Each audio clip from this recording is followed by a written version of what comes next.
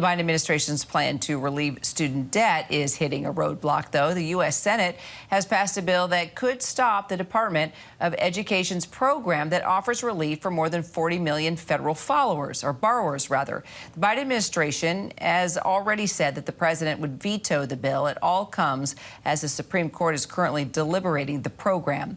Jay O'Brien joins me now live once again from Capitol Hill. So, Jay, moderate Democrats like Joe Manchin, John Tester voted with all the Senate Republicans to pass the provision, right? And then you had independent Kirsten Sinema, who also supported it. So why did those Democrats flip and vote against this priority of the president?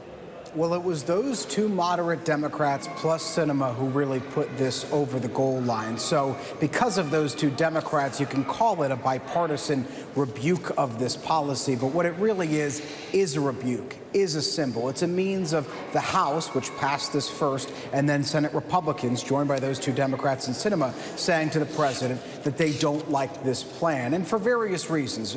Some have said that it's not legal. Others have said that the tax burden is just too high, that it costs too much money. And then, of course, you've got Joe Manchin, for instance, who talks about the Americans that chose not to take out student loans, that perhaps already paid off their student loans, or chose not to go to college, that are left to, quote unquote, and I'll quote Manchin directly right here, shoulder the cost, he said in a statement, of this plan of the president's.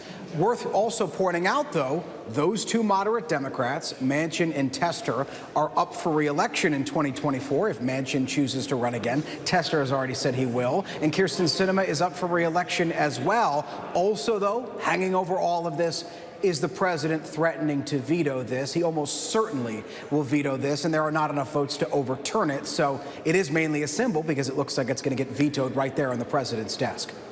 So what does this mean then for the president's student loan forgiveness plan, and how could it affect the ongoing court challenges it's already facing, including in the Supreme Court? Well, it keeps the status quo where the future of this plan really rests in the Supreme Court. And the Supreme Court expected to make their decision, as you know, Kira, at the end of this month, the early portion of next month. That is what is really going to be the true move going forward for what this plan looks like in perpetuity. This legislation, particularly because the president is going to veto it, is not likely to have an impact there as well. And so all eyes of those borrowers, of the administration, and of the opponents of this plan are still on the Supreme Court. So even if the president acts, though, student loan repayments would still be paused under the new debt limit deal, right? So how would that all work?